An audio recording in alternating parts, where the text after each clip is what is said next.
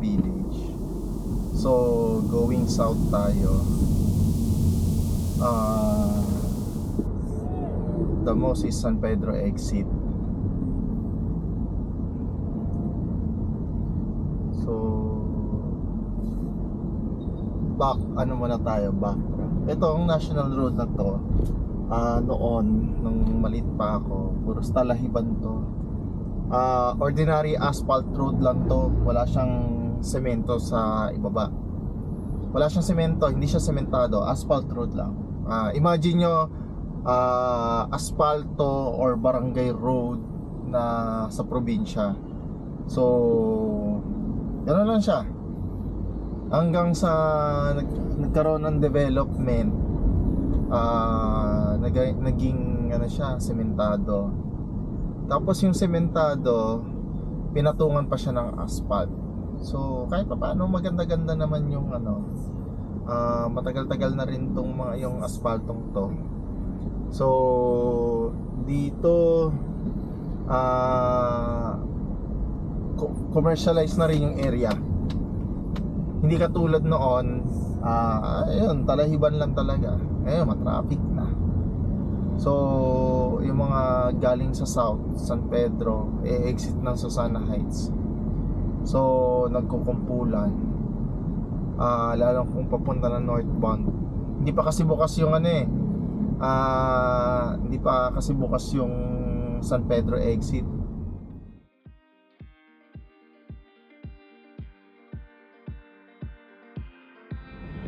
Naunahan pa sila ng Skyway, sa totoo lang. Imagine mo, kasagsagan din ng Skyway, ongoing yung construction. Samantalang itong sa San Pedro exit nagsimula rin during those time. Wala. Ewan ko anong project, kasi sinong may ano ng project na yan, kung sinong may problema.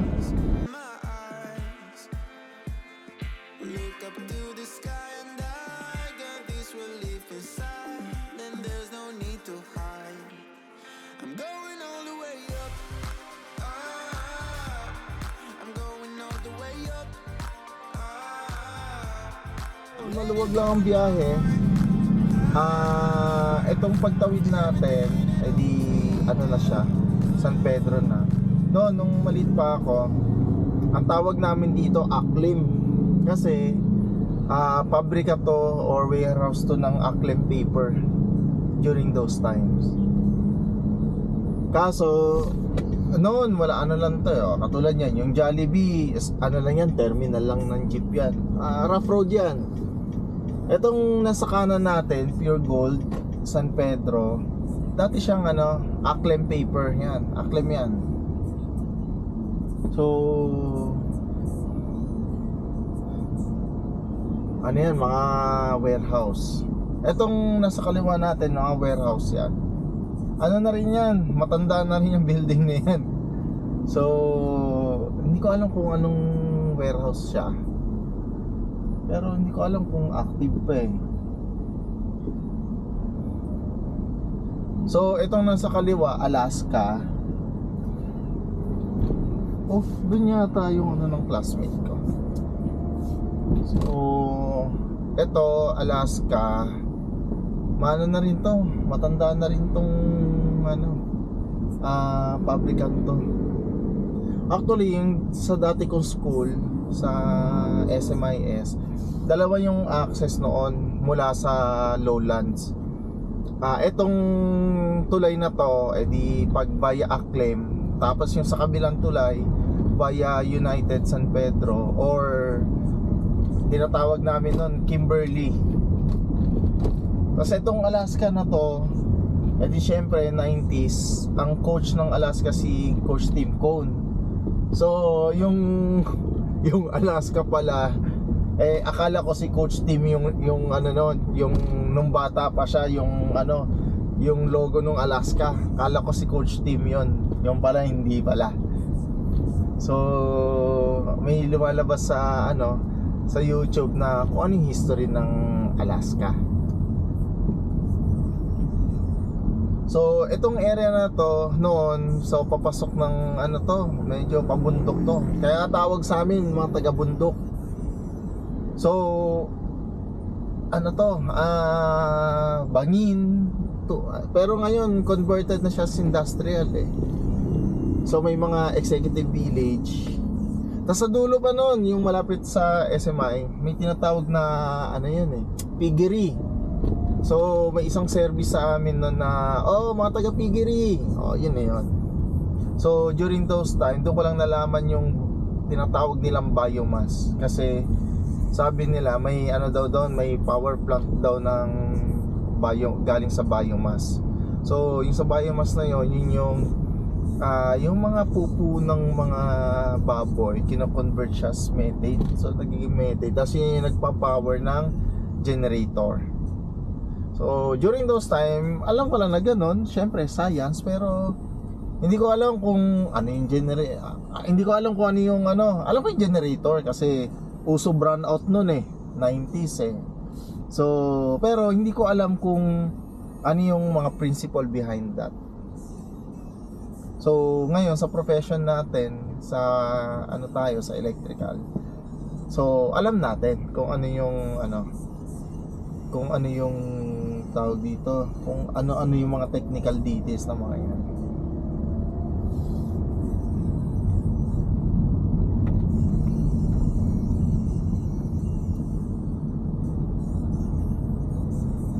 So yung kanina, yung sa Aklim, no, hindi naman binabaha yun. Ngayon, yung dating Aklim na naging Pure Gold San Pedro, binabaha na ngayon. First experience or hindi naman, unang nabalitaan kong binaha ng grabe yun is panahon ng Ondoy, which I think 2010. So nagtatrabaho ako sa isang sa Quezon City during those time.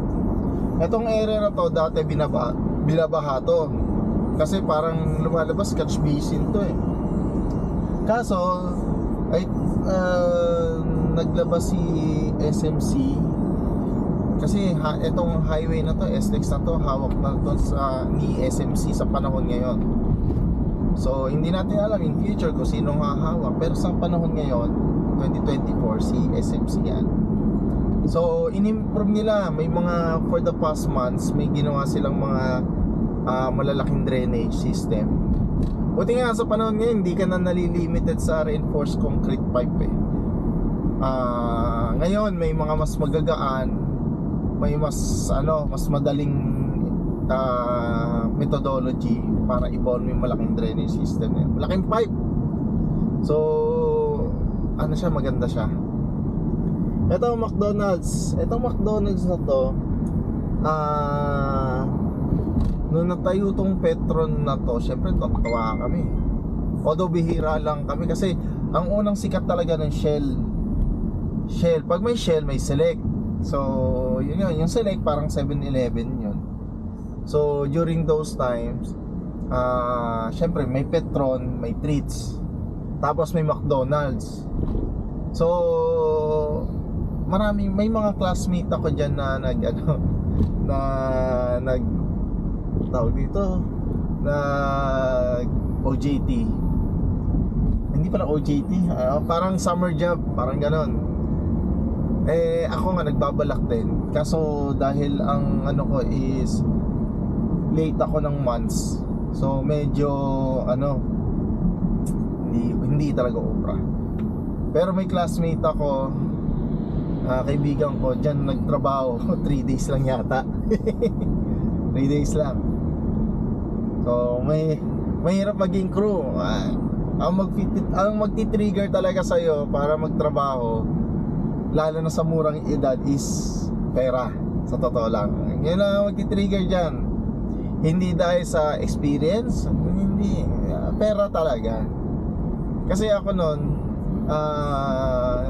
magkano lang allowance ko, 10 piso. Yung 10 piso binawasan pa ng mother ko, naging 5 piso. So ano mabibili ko sa 5 piso? Pero dahil sa 5 piso na yun, natuto ako mag-ipon. So yun na yun. Pero syempre during those time, syempre kung gusto mong kumita, kasi uso ng mga malls nun eh. Ang mga malls noon may South Mall, tapos during those time ginagawa pa ang Festival Mall. So during those time, pag gusto mong kumita, syempre magano ka magsa summer job ka. So maraming pwedeng summer job during those time. Yung mga nag-aarkila ng mga VHS. During those time VHS pa. Although may mga CDs na rin. Kami nun may CDs na rin kami nung third year high school ako eh. Kaso bira pa. Pero kadalasan VHS. Pero nagsisimula na rin magrentahan ng CD. So yun yung noon, yun yung kaso kailangan at least 16 years old ka. So ibig sabihin pag 16 years old ka, doon ka lang pwedeng kahit pa paano summer job. So dahil ko late, so nakapag summer job. So may dalawang kaibigan nakapag summer job sila sa summer job. Sa Festival Mall sa ng sapatos. Kaso sila na-experience nila yon during college years. Ako hindi ko na-experience. Bumagsak ako sa subject sa so nag-summer ako. So sayang pagkakataon ko na kasi na yan eh. Pwede na eh. Parang lang summer lang talaga kasi next kaso wala. So talaga nagtrabaho na ako graduate na. So, umexit muna tayo ng Southwoods. Umexit muna tayo ng Southwoods para bumili ng ice mocha. So, although nag-breakfast naman tayo.